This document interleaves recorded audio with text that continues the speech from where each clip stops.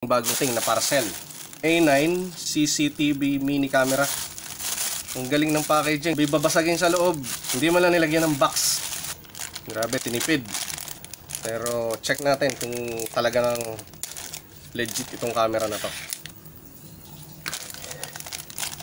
Ito lang yung kasama. Manual. At saka wall mount bracket.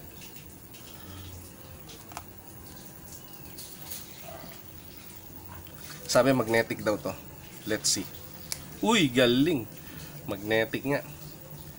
Sabi din, ayon dun sa manual, rechargeable din to. May battery siya maliit sa loob. On natin. Ayaw. Ayaw. Tingnan natin kung magcha-charge siya. Sana nagcha-charge din to. Pero sa liit na to, sigurado hindi aabot na 1 oras to. Kaya the best, pabayaan, nakasaksak na lang. Okay, ayun. Umilaw naman siya ng blue. Nag-charge nga siya. Kaya kasi nung hinugot ko, nagre-red pa rin siya. Kita ba? Ayan. Good, very good. Pwede nating i-upgrade yung battery nito just in case. Tapos pwede rin siyang i-power nito. Kompleto na siya. Ang specs nito, ito nasa Shopee dito sa aking computer. Meron daw siyang infrared na medyo doubtful ako dahil wala naman ako nakikita. Hindi naman siya umiilaw. Wala siyang infrared. Yan, dito ididikit. Sana nga lang hindi ito naka-zoom in. Pwede natin ilagay sa mga gate natin to para kita yung mukha nung mga visitor.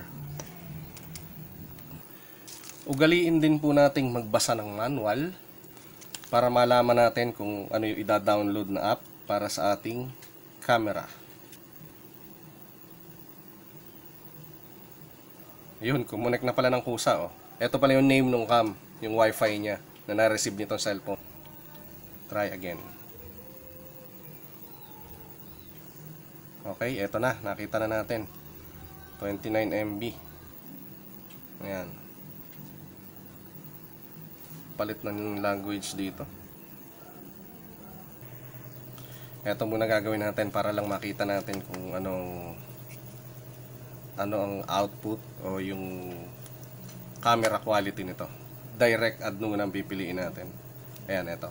The phone connects directly to the device. Ayan. Configure. Ito yung Wi-Fi cam, DGO.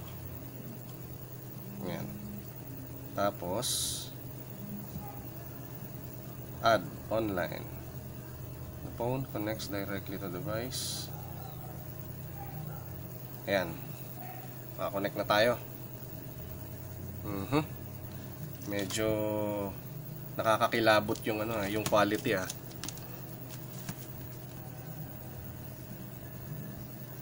Yan. Ganyan lang siya. Naka-zoom nga siya. Para siyang hindi siya wide area lens.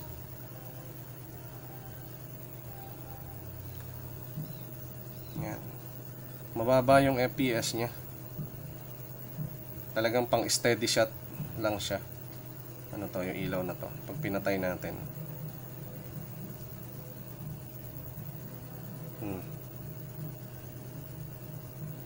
Ano to? Ano rin to? Infrared open. Ayan. Tingnan natin kung gumagana infrared niya. Parang wala naman. Nag black and white lang Online.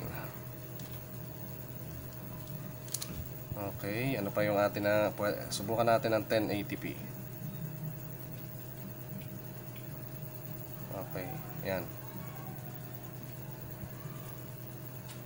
Full screen. Okay na rin naman pala ito. Bali, titimplahin nyo lang yung video. Medyo malinaw na siya. infrared open. Nabawasan din yung ano niya. Wala namang infrared talaga eh.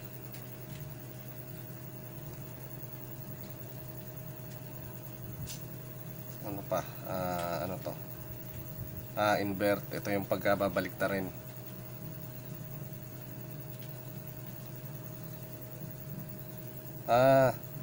Magbabaliktad siya. Oo, parang mirror. Ito yung mirror. Ano pa yung pwede? Audio. Hello. Okay, nadidinig din yung boses, oh. Hello. Hello. Uy, may echo. Pwede mag-karaoke. Born free. Okay, ano pa? Nasaan pa yung ibang setting? Indicator. Ito, may indicator daw siya. Nawala yung 4K na setting. 720p lang yung ano. Quit playback. Sure. Settings. Wi-Fi. Checking Wi-Fi parameters.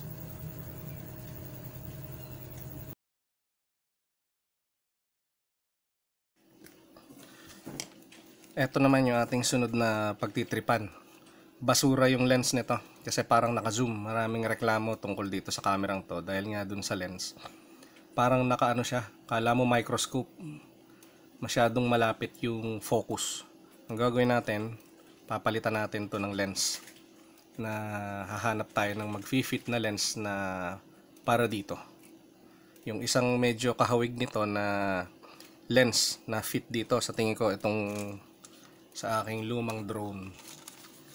Ayan, gumagana pa yan kaso wala ng battery, and since marami na akong drone dito na nakatambak, mga pina-repair na hindi na binalikan, tatanggalin natin yung lens na yan. Ayan, eto yan, halos medyo identical siya dito, pero ito medyo wide area ng konti ito kumpara dito. Mapapansin nyo, simpleng flat lang na lens. Ayan. Okay, sabi may night vision. Tignan nyo, wala naman nakakabit na ilaw doon, walang mga wires, pero may naka-ready, abang. Pwede tayo mag DIY nun. Maraming pwedeng gawing DIY dito sa cam na to. Hinay-hinay lang tayo dito, baka ribbon yung tamaan nyo. Okay,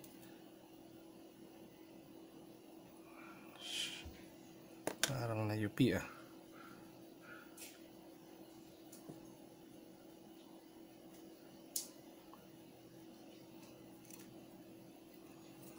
Eto, nakalak yung cam nya. Yan, kung makikita nyo, yan, ganyan siyang kaliit. Bihira tayo makakabili nito sa online, kaya para-paraan na lang. Liit eh. Grabe mga tol, talagang iba yung lakas ang kailangan mo para makalas mo tong lens. Ang tindi ng pagkakadikit niya, parang super glue niligay.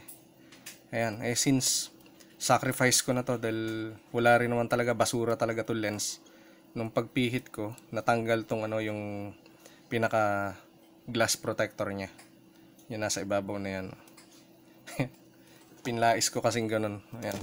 So yun, pagdating dito, ayan, nagkabangas-bangas siya. Ayan, pinwersa ko kasi talaga. Ayan. Hinay-hinay lang sa pagano, baka madurog nyo yung lens sa loob. Para just in case. Sabagay, mabasag man, okay lang. Pero at least ito, yung sitwasyon niyang to, magagamit pa rin yan.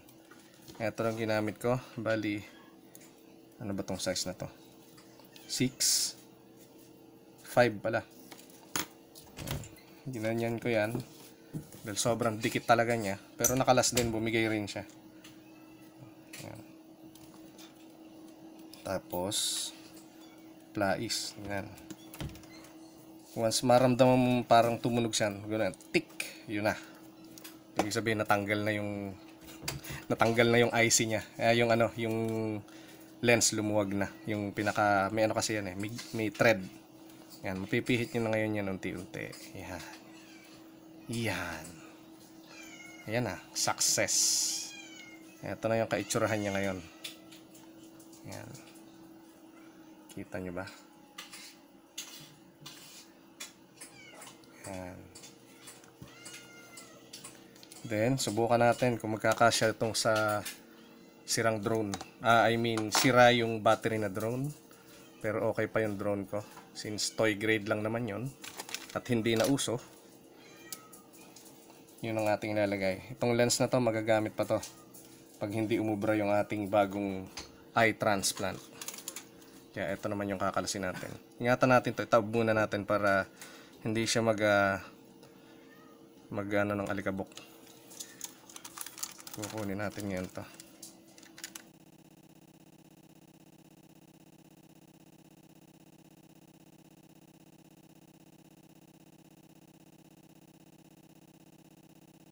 Mukhang fish eye naman. Ganda oh. Kumpara dito sa isa, flat, lubog pa.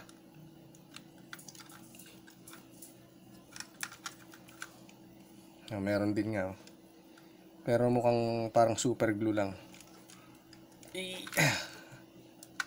Okay, mas madali ito. Yung smooth. Haba ng thread. Yan. May ano pa siya. May infrared ano pa siya. Tag doon, parang anti-glare. Itong isa walang anti-glare. Ito meron. Ganda ng lens oh. Ganda niya.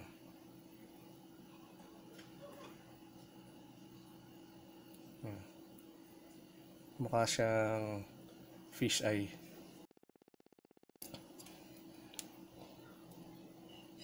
Try natin. Sana hindi na-apektuhan yung CMOS niya sa loob. May CMOS yan eh. Uy! Luwag! Yun lang. Luwag siya. Paano natin gagawin ng paraan to? Maluwag. Pwede nating pasikipin. Oo, malambot naman siya eh. O kaya teka, subukan natin kung pwedeng lagyan ng Teflon. Lobat. Sorry guys.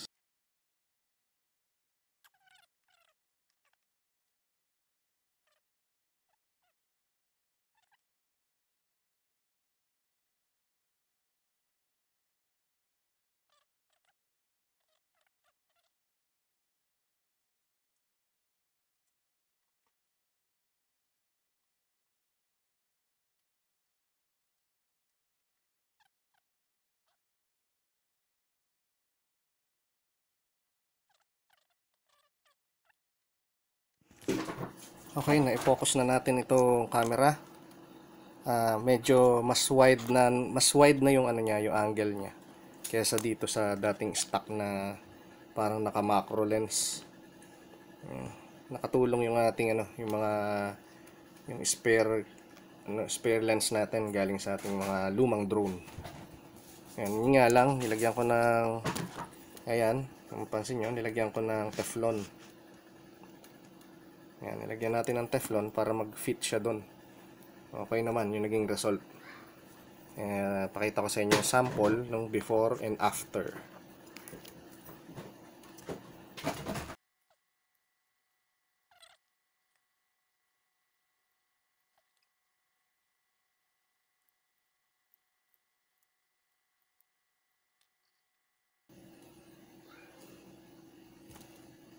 Ay, sample na ulit natin. Demo, comparison.